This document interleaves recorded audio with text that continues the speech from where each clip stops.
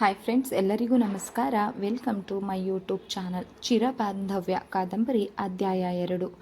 ವಿಭಾ, ವಿಶ್ವಾಸ್ ಇಬ್ಬರು ಸ್ನಾತಕೋತ್ತರ ಪದವಿ ಪರೀಕ್ಷೆ ಬರೆದ ಪ್ರತಿಭಾವಂತರಾದರೂ ಇಂದಿನ ಜಾತೀಯತೆ ಭ್ರಷ್ಟ ವ್ಯವಸ್ಥೆಯಲ್ಲಿ ಒಂದು ಖಾಯಂ ಉದ್ಯೋಗ ಸಿಗುವುದು ಕೂಡ ಅವರಿಗೆ ಕನಸಿನ ಮಾತೆ. ಸರಿ, ಎರಡು ಕಡೆ ಹಿರಿಯರು ಒಪ್ಪಿ ನಿಂತು ವಿವಾಹ ನೆರವೇರಿಸುವುದಂತೂ ಊಹೆಗೂ ನಿಲುಕದ ಮಾತು. ನಿಜ ಪ್ರೇಮಿಗಳ ಹಾದಿ ಎಂದೂ ಸುಗಮವಲ್ಲ. ವಿಭಾಗೆ ದಿಕ್ಕು ತೋರದಂತಹ ಮನಸ್ಥಿತಿ. ವಿಶ್ವಾಸ ಏನೋ ಹೇಳಿ ಹೋಗಿದ್ದ ಕೆನ್ನೆಗಳ ಮೇಲೆ ಒತ್ತಿದ ಮುತ್ತಿನುಂಗುರದ ಸಾಕ್ಷಿಯಾಗಿ ಕಿವಿಯಲ್ಲಿ ಉಸುರಿದ್ದ. ಈಗ ಸದ್ಯ ಊರಿಗೆ ಹೋಗಿ ಮನೆಯವರಿಗೆ ಮುಖ ತೋರಿಸಿ ಬಂದು ಬಿಡ್ತೇನೆ. ಇಲ್ಲೇ ಇಬ್ಬರು ಉದ್ಯೋಗ ಹಿಡಿಯಲು ಪ್ರಯತ್ನ ಮಾಡೋಣ. ಕೆಲಸ ಸಿಕ್ಕಿತು ಎಂದರೆ ನಮ್ಮ ಮದುವೆ ಆದ ಹಾಗೆಯೇ ಎಂದನು. ಆಮೇಲೆ ತಾನೇ ರಾಜ, ನೀನೇ ರಾಣಿ, ನಾನೇ ನಮ್ಮದೇ ಅರಮನೆಯಲ್ಲಿ ಹಾಯಾಗಿ ಬೆಳದಿಂಗಳ ಜೋಡಿ ಹಂಸಗಳಂತೆ ಜೀವಿಸೋಣ ಎಂದೆಲ್ಲ ಸ್ವಪ್ನ ಮಂದಿರವನ್ನು ಕಟ್ಟಿ ಅಂಗೈಯಲ್ಲಿ ಆಕಾಶವನ್ನು ತೋರಿಸಿ ಮಾಯವಾಗಿದ್ದ. ಈಗ ಕನಸುಗಳೆಲ್ಲ ಕೆರೆಗೆ ಕಟು ವಾಸ್ತವದುತ್ತೆಂದು ಮೈ ತಳೆದು ವಿಭಾಳ ಎದುರು ಬೇತಾಳವಾಗಿ ನಿಂತಿತ್ತು. ನರಸಿಂಹಯ್ಯ ಉಗ್ರ ನರಸಿಂಹ ಸ್ವರೂಪಿಯಾಗಿ ಅಬ್ಬರಿಸುತ್ತಿದ್ದರು. ವಿಭಾಳನ್ನು ಸೇರಿ ಉಷಾ, ನಿಶಾ, ವನಜ ಎಲ್ಲ ಗುಬ್ಬಚ್ಚಿಗಳಂತೆ ಮುರಿದು ಮೂಲೆ ಸೇರಿದ್ದರು. ವಿಭಾಳ ಅಮ್ಮ ಸುಶೀಲಮ್ಮ ಹೆಸರಿಗೆ ತಕ್ಕಂತೆ ಸಹನಾಮಯಿ. ಮದುವೆಯಾಗಿ 2.5 ದಶಕಗಳಿಂದಲೂ ಪತಿಯ ನರಸಿಂಹ ಅವತಾರದ ನಾನಾ ರೂಪುರೇಷೆಗಳನ್ನು ಕಂಡುಂಡು ಅನುಭವಿಸಿ ಆಕೆಯ ಜೀವ ಮೆತ್ತಗಾಗಿ ಹಣ್ಣಾಗಿತ್ತು. ಅವರ ಮನೆ ಎಂಬ ಸಾಮ್ರಾಜ್ಯದಲ್ಲಿ ಯಜಮಾನನಾದ ತಮ್ಮದೇ ಏಕಚಕ್ರಾಧಿಪತ್ಯ, ತಮ್ಮದೇ ಕೊನೆಯ ಮಾತು ಎಂಬ ಪುರುಷನ ಪ್ರಧಾನ ಸಮಾಜದ ರಾಮಾಯಣ ಕಾಲದ ತತ್ವ ಈಗಲೂ ಎತ್ತಿ ಹಿಡಿದಿದ್ದವರು ನರಸಿಂಹಯ್ಯ. ಹೆಂಡತಿ ಎಂದರೆ ಸದಾ ಕಾಲಕ್ಕೂ ತಮ್ಮ ಅಧೀನದಲ್ಲಿ ಇರುವಂಥವಳು ಎಂದೇ ಅವರ ಭಾವನೆ ಆಗಿತ್ತು. ಇನ್ನು ಮಕ್ಕಳಂತೂ ತಮ್ಮ ಆಜ್ಞಾಪಾಲಕರು, ವಿನಯ ವಿಧೇಯತೆಯಿಂದ ನಡೆದುಕೊಳ್ಳಬೇಕಾದವರು. ಸುಶೀಲಮ್ಮ ಹೆಚ್ಚು ಓದಿದವರಲ್ಲ, ಆದರೂ ಪ್ರಾಥಮಿಕ ಶಾಲೆಗೆ ಹಳ್ಳಿಗಾಡಿನಲ್ಲಿ ಹುಟ್ಟು ಬೆಳೆದ ಆಕೆಯ ವಿದ್ಯಾಭ್ಯಾಸ ಮುಕ್ತಾಯವಾಗಿತ್ತು. ಸ್ವಾವಲಂಬನೆ ಎಂಬ ಆಕೆಯ ಪದದ ಅರ್ಥವೂ ತಿಳಿದಿರಲಿಲ್ಲ. ತವರಿನವರ ಬೆಂಬಲವೂ ಸಹ ಅಷ್ಟಕ್ಕಷ್ಟೇ.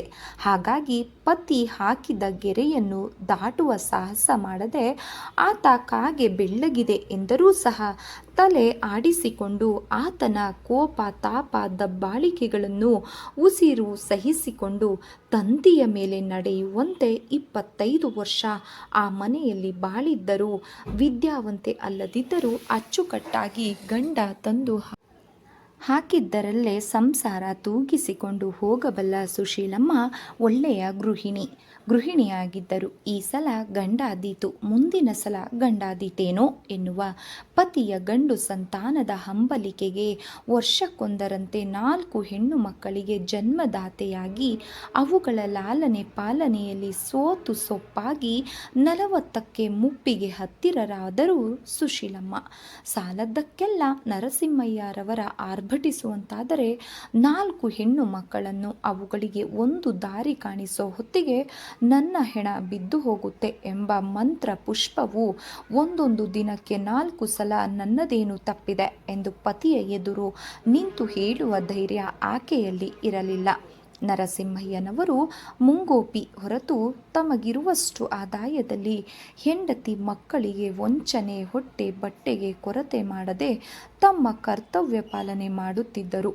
ಹೆಣ್ಣು ಮಕ್ಕಳೆಂದು ಬಾಯಲ್ಲಿ ಹೇಳುತ್ತಿದ್ದರೂ ಅವರ ಬುದ್ಧಿಶಕ್ತಿ ಇದ್ದಷ್ಟು ಓದಲಿ ಎನ್ನುವ ವಿದ್ಯಾ ಪಕ್ಷಪಾತಿಯೂ ಆಗಿದ್ದು ವಿಶೇಷ.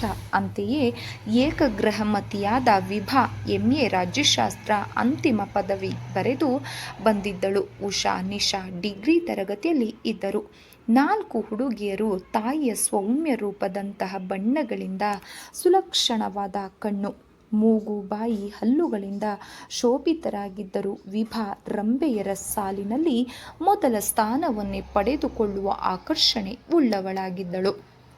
ನರಸಿಂಹಯ್ಯಗೆ ಹೆಂಡತಿ ಮಕ್ಕಳನ್ನು ಅತಿ ಹೆಚ್ಚು ಮೇಲೆ ಮೇಲೆ ಕೂಗಾಡಿ ಹಾರಾಡಿದರೂ ಚೆಲುವಿನ ಪುತ್ಥಳಿಗಳಾದ ಮಕ್ಕಳ ಬಗ್ಗೆ ಅಭಿಮಾನ ಸಹಜವಾಗಿ ಸೂಕ್ತವಾಗಿ ಇದ್ದೇ ಇರುತ್ತಿತ್ತು. ನಮ್ಮ ಹುಡುಗರಿಗೇನು ದಂತದ ಗೊಂಬೆಗಳ ಹಾಗೆ ಇದ್ದಾರೆ, ಯಾರಾದರೂ ಬಂದು ಕೇಳು ಮದುವೆ ಮಾಡಿಕೊಂಡು ಹೋಗುತ್ತಾರೆ ಎಂದು ಮಡದಿಯ ಮುಂದೆ ಕೊಚ್ಚಿಕೊಳ್ಳುವುದು ಇತ್ತು. ಸುಶೀಲಮ್ಮ ಮೆಲ್ಲಗೆ ಬಾಯಿ ಬಿಡುವಳು. ಹೆತ್ತವರಿಗೆ ಹೆಗ್ಗಣ ಮುತ್ತು ಅಂತೆ, ನಮಗೇನು, ನಮ್ಮ ಮಕ್ಕಳು ಮೆಚ್ಚುತ್ತಾರೆ, ಬೇರೆಯವರಿಗೆ ಹೇಳಿ.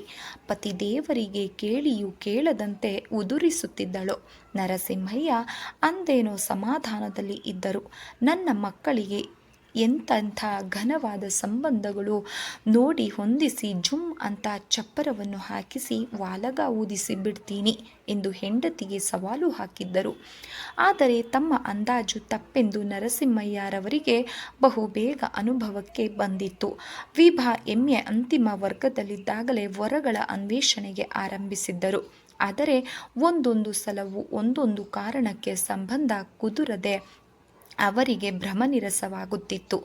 ಗಂಡಿನ ಕಡೆಯವರಿಗೆ ಇದೀಗ ಬೇಕಿರುವುದು ಕನ್ಯೆಯ ರೂಪವು, ಬಣ್ಣ, ಲಕ್ಷಣಗಳು. ಇಂತಹ ಆ ಹುಡುಗಿ ತರುವ ಲಕ್ಷಗಳ ಗಂಟು ಬೇಕಾಗಿತ್ತು. ನಿಮ್ಮ ಹುಡುಗಿ ಸರ್ಕಾರಿ ಅಥವಾ ಬ್ಯಾಂಕಿನ ಉದ್ಯೋಗದಲ್ಲಿದ್ದಾಳೆಯೇ ಎಂದು ತಿಂಗಳಿಗೊಮ್ಮೆ ಚಿನ್ನದ ಮೊಟ್ಟೆ ಇಡುವ ಹೆಣ್ಣಿಗಾಗಿ ಎಲ್ಲರೂ ಬಾಯಿ ಬಿಡುವವರೇ. ಪಾಪದ ನರಸಿಂಹಯ್ಯ ಕೇಂದ್ರ ಸರ್ಕಾರಿ ವಲಯದ ಕಚೇರಿಯೊಂದರಲ್ಲಿ ಗುಮಾಸ್ತರಾಗಿ ಸೇವೆ ಸಲ್ಲಿಸಿ ಈಗ ಸೂಪರಿಂಟೆಂಡೆಂಟ್ ಆಗಿ 4 ವರ್ಷದಲ್ಲಿ ನಿವೃತ್ತಿಯನ್ನು ಎತ್ತುಕೊಳ್ಳುವ ನರಸಿಂಹಯ್ಯ ಸಾಲಾಗಿ ಬೆಳೆದು ನಿಂತ 4 ಹೆಣ್ಣು ಮಕ್ಕಳ ತಂದೆ. ಏನು ಸಂಬಳದ ಜೊತೆ ಇದರಿಂದ ಸಾಲ ಸೋಲದ ತಾಪತ್ರಯವಿಲ್ಲದೆ ಸುಗಮವಾಗಿ ಸಂಸಾರವನ್ನು ಸಾಗಿಸುತ್ತಿದ್ದರು. ಆದರೆ ಗಂಟು ಮಾಡುವಷ್ಟೇನು ಸಂಪಾದನೆ ಜೋರಾಗಿ ಇರಲಿಲ್ಲ. ಅಂತೆಯೇ ವಿಭಾ ಎಂಎನಲ್ಲಿ 6ನೇ ರ್ಯಾಂಕ್ ಬಂದಾಗ ಮದುವೆ ಮಾತು ಮನೆಯಲ್ಲಿ ಸುಳಿದಿತ್ತು. ಆ ವೇಳೆಗಾಗಲೇ ವಿಶ್ವಾಸನ ಪ್ರೇಮ ಆಲಾಪನೆಯಲ್ಲಿ ಬಂಧಿತಳಾಗಿ ಸಿಲುಕಿ ಹೋಗಿದ್ದ ವಿಭಾ ಭೀಮನ ದೊಣ್ಣೆ ತಪ್ಪಿದರೆ ಸಾಕೆಂದು ಅಪ್ಪಾಜಿ ನನಗೀಗಲೇ ಮದುವೆ ಬೇಡ, ನಾನಿನ್ನು ಓದಬೇಕು ಎಂದು ಅತ್ತು ಕರೆದು ಅವಳು ಉಪವಾಸ ಸತ್ಯಾಗ್ರಹ ಮಾಡಿದಾಗ ನರಸಿಂಹಯ್ಯ ಅವರ ಮನಸ್ಸು ಕರಗಿ 2 ವರ್ಷಗಳ ಜೀವದಾನ ನೀಡಿದ್ದೇ ಹೆಚ್ಚು. ಇದೀಗ ಫಲಿತಾಂಶ. ವಿಭಾ ಮತ್ತೆ ಅದೇ ಹಳೆಯ ರಾಗವನ್ನೇ ಹಾಕತೊಡಗಿದಳು. ನನಗೀಗ ಮದುವೆ ಬೇಡಪ್ಪ, 1-2 ವರ್ಷ ಯಾವುದಾದರೂ ಕಾಲೇಜಿನಲ್ಲಿ ಕೆಲಸ ಮಾಡಿಕೊಂಡಿರ್ತೀನಿ ಎಂದಾಗ ನರಸಿಂಹಯ್ಯ ಉಗ್ರ ನರಸಿಂಹನ ಅವತಾರವನ್ನೇ ತಡೆದು ಕಪಾಳಕ್ಕೆ ಥಳಿಸಿದ್ದರು. ಇಷ್ಟು ದಿನ ಮದುವೆ ಮಾಡದೆ ಏನು ಓದಿಕೊಳ್ಳಲಿ, ಆಸೆ ಪಡುತ್ತೆ ಹುಡುಗಿ ಅಂತ ಬಿಟ್ಟಿದ್ದೇ ತಪ್ಪಾಯಿತು. ಈಗ ಮತ್ತೆ ಹೊಸ ಆಟ ಪ್ರಾರಂಭವಾಗಿದೆಯೇ ಎಂದು ಅಬ್ಬರಿಸಿದರು. ಅಪ್ಪಾಜಿ, ನನ್ನ ಮಾತು ಕೇಳಿ, ಇನ್ನೊಂದೆರಡು ವರ್ಷ ನನ್ನ ಪಾಡಿಗೆ ಬಿಡಿ. ಒಂದು ಕೆಲಸ ಅಂತ ಹುಡ್ಕೊಂಡು ನನ್ನ ಕಾಲ ಮೇಲೆ ನಾನು ನಿಲ್ತೀನಿ, ಆಮೇಲೆ ನೋಡೋಣ, ಮನೆ ಖರ್ಚಿಗೂ ಸ್ವಲ್ಪ ಸಹಾಯವಾಗುತ್ತೆ ಎಂದು ವಿಭಾ ಅಂಗಲಾಚಿದಳು. ಅದೆಲ್ಲ ಆಗು ಹೋಗೋ ಮಾತಲ್ಲ. ನಾನಿನ್ನು ಬದುಕಿದ್ದೇನೆ, ಗಟ್ಟಿಯಾಗಿದ್ದೇನೆ. ಈ ಮನೆಯ ಸಂಸಾರವನ್ನು ತೂಗಿಸುವ ಜವಾಬ್ದಾರಿ ನನ್ನದು. ಅದರ ಉಸಾಬರಿ ನಿನಗೆ ಬೇಡ. ಸುಮ್ಮನೆ ತಲೆಹರಟೆ ಮಾಡದೆ ಕೇಳಿದ ಮಾತು ಕೇಳ್ಕೊಂಡು ಬದುಕೋ ದಾರಿಯನ್ನ ನೋಡು. ಹಾಗಲ್ಲ ಅಪ್ಪ, ನಾನು ಹೇಳೋದು. ವಿಭಾ ಉಗುಳು ನುಂಗಿದಳು. ನೀನು ಹೇಳೋದು ಬೇಡ, ನಾನು ಕೇಳೋದು ಬೇಡ. ಹಾಗೂ ನೀನೊಬ್ಬಳೇನಾ? 2 ಅಲ್ಲ 4 ವರ್ಷ ಕಾಯೋಣ ಅಂದರೆ ನಿನ್ನ ಹಿಂದೆನೇ ಸಾಲಾಗಿ ನಿಂತಿದ್ದಾರಲ್ಲ ಆ ತ್ರಿಪುರ ಸುಂದರಿಯರು. ಈ ವರ್ಷ ನಿನ್ನದಾದರೆ ಮುಂದಿನ ವರ್ಷಗಳಲ್ಲಿ ತೊಲಗಿಸಬೇಕು. ಹಾಗಿದ್ರೆ ಉಷಾ ನಿಶಾಗೆ ಮೊದಲು ಮಾಡಿ. ನನಗೇನು ಬೇಸರ ಅವಸರವಿಲ್ಲ. ನಿನಗೆ ಅವಸರ ಇಲ್ಲವಾದರೂ ನನಗೆ ಇದೆ. ವಯಸ್ಸಿಗೆ ಬಂದ ಹೆಣ್ಣು ಮಕ್ಕಳನ್ನು ಮನೆಯಲ್ಲಿ ಇಟ್ಟುಕೊಂಡು ನಿಶ್ಚಿಂತೆಯಿಂದ ನಿದ್ರೆ ಮಾಡೋದು ಜನ ಸುಮ್ಮನೆ ಇರುತ್ತಾರೆಯೇ? ತಲೆಗೊಂದು ಮಾತಾಡ್ತಾರೆ, ನಿನ್ನ ತಲೆ ಮೇಲೆ ಗೂಬೆ ಕೂರಿಸ್ತಾರೆ ತಿಳ್ಕೊ. ಜನ ಅನ್ಕೋತಾರೆ. ನನ್ನ ವಿಷಯ ನೀವು ಯೋಚನೆ ಮಾಡೋದೇ ಬೇಡ. ನನ್ನ ತಂಗಿಯರಿಗೆ ಮದುವೆ ಮಾಡಿಸುವುದನ್ನು ನೋಡಿ. ನರಸಿಂಹಯ್ಯನವರ ಸಿಟ್ಟು ನೆಟ್ಟಿಗೇರುತ್ತೆ. ಕೆರಳಿದ ಕಾಲ ರುದ್ರನಾದರು. ವಿಭಾ, ನಿನ್ನ ಮಾತು ಅತಿಯಾಯಿತು. ಅದಕ್ಕೆಲ್ಲ ಸೊಪ್ಪು ಹಾಕೋನು ನಾನಲ್ಲ. ನಾಳೆ ಹುಡುಗನ ಕಡೆಯವರು ನಿನ್ನ ನೋಡೋಕೆ ಬರ್ತಿದ್ದಾರೆ. ನೀನು ಯಾವುದೇ ಮಾತನಾಡದೆ ರೆಡಿಯಾಗಿರು. ಸುಶೀಲಾ, ಬಂಧುವರ ಉಪಚಾರಕ್ಕೆ ಏನೇನು ಬೇಕು ಎಲ್ಲವನ್ನು ಸಿದ್ಧ ಮಾಡ್ಕೋ ಎಂದು ಅಪ್ಪಣೆ ಕೊಡಿಸಿ ಹೊರಟು ಹೋದರು. ವಿಭಾ ದಿಕ್ಕು ತೋರದೆ ಬೃಹಂತಳಾಗಿ ತಂದೆ ಹೋದ ದಿಕ್ಕನ್ನೇ ನೋಡುತ್ತಾ ಕುಳಿತುಕೊಳ್ತಾಳೆ. ಬಹಳ ಕಷ್ಟಪಟ್ಟು ನರಸಿಂಹಯ್ಯ ಈ ಸಂಬಂಧವನ್ನು ಹೊಂದಿಸಿದ್ರು. ಈವರೆಗೆ ನೋಡಿದ ವರಗಳ ಹಾಗೆ ಅತಿ ಆಸೆಯವರಲ್ಲ. ಹುಡುಗ MSc ಮಾಡಿ ನವದೆಹಲಿಯಲ್ಲಿ ರಕ್ಷಣಾ ಖಾತೆಯಲ್ಲಿ ಹಿರಿಯ ಅಧಿಕಾರಿಯಾಗಿದ್ದ. ನೋಡೋಕೆ ಸ್ವಲ್ಪ ಕಪ್ಪು ಆದರೂ ಲಕ್ಷಣವಂತ. ತಂದೆ ಇಲ್ಲ, ತಾಯಿ ಮಗ ಇಬ್ಬರೇ. ಒಬ್ಬಳೇ ಅಕ್ಕ ಮದುವೆಯಾಗಿ ಶಿಕಾಗೋನಲ್ಲಿ ಇರುವುದು ತಿಳಿದಿತ್ತು. ತಮಗೆ ಯಾವ ಆಸೆಯೂ ಇಲ್ಲ. ನಿಮ್ಮ ಹುಡುಗಿ ಒಪ್ಪಿಗೆ ಆದರೆ ಸಾಕು, ಒಂದು ದಿನ ಲಕ್ಷಣವಾಗಿ ಮದುವೆ ಮಾಡಿಕೊಟ್ರೆ ಸಾಕು ಎಂದು ಹುಡುಗನ ತಾಯಿ ಸರಸಮ ಹೇಳಿದ್ದರೂ ನರಸಿಂಹಯ್ಯ ಈ ಮಾತನ್ನು ಕೇಳಿ ತುಂಬ ಖುಷಿಪಟ್ಟಿದ್ರು. ಈವರೆಗೂ ನೋಡಿದ ಸಂಬಂಧಗಳೆಲ್ಲ ವರದಕ್ಷಿಣೆ ಎಷ್ಟು ಕೊಡಬಲ್ಲಿರಿ, ವರೋಪಚಾರ ಏನೇನು ಕೊಡ್ತೀರಾ, ಸ್ಕೂಟರ್ ಕೊಡ್ತೀರಾ ಅಥವಾ ಸೈಟು ಕೊಡಿಸ್ತೀರಾ, ಮಗಳಿಗೆ ಚಿನ್ನ ಎಷ್ಟು ತೊಲ ಹಾಕ್ತೀರಾ ಅಂತ ಕೇಳ್ದೋರೆ ಆಗಿದ್ರು. ಇತ್ಯಾದಿ ಬೇಡಿಕೆಗಳ ಪಟ್ಟಿಗಳನ್ನೆಲ್ಲ ಸಲ್ಲಿಸಿದಾಗ ಅದೃಷ್ಟ ಎಂಬಂತೆ ಇಂತಹ ಜನ ಸಿಕ್ಕಿದಾಗ ಇಷ್ಟೆಲ್ಲ ಕಷ್ಟಪಟ್ಟು ಗಂಡು ಹೆತ್ತವರ ಬಾಗಿಲಿಗೆ ತಿರುಗಿ ಅಲೆದು ಸೋತಿರುವಾಗ ಈ ಹುಡುಗಿಯದ್ದು ಬೇರೆ. ಹೆಣ್ಣು ಹೆತ್ತವರ ಸಂಕಟ ಈ ಹುಡುಗಿಯರಿಗೇನು ಗೊತ್ತು. 4 ದಿನ ಹಾರಾಡ್ತಾವೆ, ಆಮೇಲೆ ಕತ್ತಿಗೆ ತಾಳಿ ಬಿದ್ದರೆ ತಾವಾಗೆ ಸರಿ ಹೊಂದ್ಕೊಂಡು ಹೋಗ್ತಾವೆ. ತಮಗೆ ತಾವೇ ಸಮಾಧಾನ ತಂದು ಕೊಟ್ಟರೂ ವಿಭಾ ಏನು ಮಾಡಲು ತೋರದೆ ಒದ್ದಾಡಿರ್ತಾಳೆ. ಅನ್ನ ನೀರು ಬಿಟ್ಟು ಕೊರಗ್ತಾಳೆ. ರಾತ್ರಿಗಳಂತೂ ನಿರಂತರ ಜಾಗರಣೆಯೇ.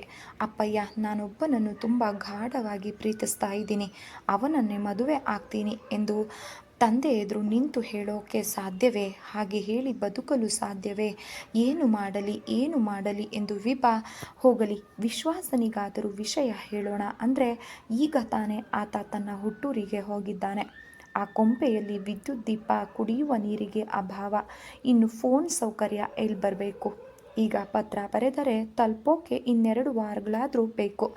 ಅಂಚೆಯವ ವಾರಕ್ಕೊಮ್ಮೆ ಹಳ್ಳಿಗೆ ಮುಖ ತೋರಿಸೋದು ಎಂದು ವಿಶ್ವಾಸ ಹೇಳಿದ್ದು ಆಕೆಗೆ ನೆನಪಿಗೆ ಬರುತ್ತೆ.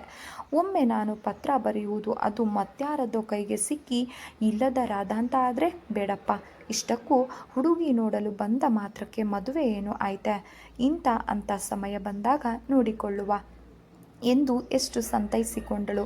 ವಿಭಾಳ ಅಂತರಂಗಕ್ಕೆ ಕೊನೆ ಇರಲಿಲ್ಲ. ಮನಸ್ಸು ಅಶುಭವನ್ನೇ ಶಂಕಿಸುತ್ತಾ ಇತ್ತು.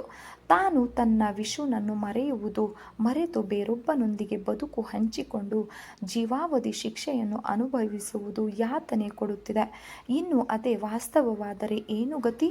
ಹೀಗೆ ಎಷ್ಟೋ ಸಂಬಂಧಗಳು ಬಂದವು, ತಪ್ಪಿ ಹೋದವು ಸಹ. ಹಾಗೆ ಈ ಬಾರಿನೂ ಆಗ್ಬೋದು ಅನ್ಕೋತಾಳೆ. ಆದರೆ ಹಾಗೆಲ್ಲ ಪವಿತ್ರ ವಿವಾಹ ಬಂಧನಕ್ಕೆ ಧನಧಾನ್ಯದ ಕಿಸುಬು ಮೆತ್ತಿಕೊಂಡಿತ್ತು. ಆದರೆ ಈಗ ಹಾಗಲ್ಲ. ವ್ಯವಹಾರದ ಮಾತೇ ಇಲ್ಲ ಅಂತೆ. ಹುಡುಗಿ ಒಪ್ಪಿಗೆ ಆದರೆ ಸಾಕಂತೆ. ತನ್ನಂಥ ಚಂದದ ಗೊಂಬೆಯನ್ನು ಒಪ್ಪದಿರುವ ಗಂಡು ಲೋಕದಲ್ಲಿ ಇರಲು ಸಾಧ್ಯವೇ? ಕನ್ನಡಿಯಲ್ಲಿ ತನ್ನ ಅಂದ ಚಂದವನ್ನು ತಾನೇ ಮೆಚ್ಚಿಕೊಳ್ಳುತ್ತಾ ಹೆಮ್ಮೆ ಪಟ್ಕೋತಾಳೆ ವಿಭಾ. ಆದರೆ ಈ ರೂಪ, ಬಣ್ಣ, ಚೆಲುವು, ನಿಲುವು, ನನ್ನ ಈ ಸುಂದರ ತನುವಿನ ಅಂಕುಶ ಅನುಕೂಲ ಮನದ ಮೂಲೆ ಮೂಲೆಗಳಲ್ಲೂ ತನ್ನ ವಿಶ್ವವನ್ನು ಸಜೀವ ಮೂರ್ತಿಯ ಪ್ರತಿಷ್ಠಾಪಿಸಿರುವಾಗ ಇನ್ನೊಬ್ಬನಿಗೆ ಕೊಡಲಿಕ್ಕೆ ಅಮ್ಮನಿಗೆ ಹೇಗೆ ಅರ್ಥ ಮಾಡಿಸುವುದು? ಅವರ ಅರ್ಥದಲ್ಲಿ ಗಂಡ ಹೆಂಡತಿ ಅಂದರೆ ಬರೆ ತಂದು ಹಾಕುವ, ಬೇಯಿಸಿ ಹಾಕುವ ಬೇಕು ಬೇಡಗಳನ್ನು ಮಕ್ಕಳನ್ನು ಮಾಡುವ ಜೀವಂತ ಯಂತ್ರ ಅಷ್ಟೆ. ಸರಿ, ಅದರ ನವಿರಾದ ಭಾವನೆಗಳು, ಪ್ರೀತಿ, ಪ್ರೇಮ, ವಿರಾಗದಂತಹ ಮಧುರ ಯಾತನೆಗಳು ಬಹುಶಃ ಅವರ ಕಲ್ಪನೆಯನ್ನು ಅವರಲ್ಲಿ ಇರಲಿಕ್ಕಿಲ್ಲ. ಹಾಗಾದರೆ ಕೇವಲ ಶರೀರಗಳು ಕೊಡಲಿಕ್ಕೆ ಹೆಗಲ ಮೇಲೆ ಸಾಮಾಜಿಕ ಜವಾಬ್ದಾರಿಯ ಯೋಗ ಹರಡಲಿಕ್ಕೆ ಮಾತ್ರ ಮದುವೆ ಎನ್ನುತ್ತಾರೆಯೇ? ವಿಭಾಳ ಚಿಂತನೆಗೆ, ತೊಳಲಾಟಕ್ಕೆ ಕೊನೆ ಮೊದಲೇ ಇಲ್ಲ ಆಯಿತು. ವಿಶ್ವಾಸನನ್ನು ನೋಡದೆ ಒಂದು ದಿನವೂ ಆಕೆ ಇರಲಾಳಲು ಈಗ 1 ವಾರವೂ ಕಳೆದು ಹೋಯಿತು.